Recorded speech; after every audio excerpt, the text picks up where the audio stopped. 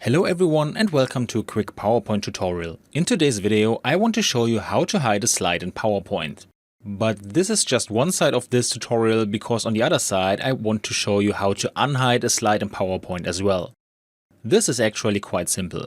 First I open PowerPoint and as you can see I have a test presentation from Microsoft itself, and now we want to hide my second slide. How do I do this? This is actually quite simple.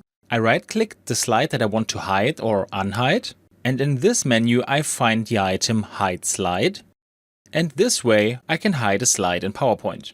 On the other hand, if I right-click a hidden slide, this item is now called Unhide Slide, and this way I can unhide this PowerPoint slide. And this is all you have to know. Pretty simple, I know, but many people are searching for this. So I hope you enjoyed the video and I will see you again in the next tutorial. Until then, your tutorial guy. Bye.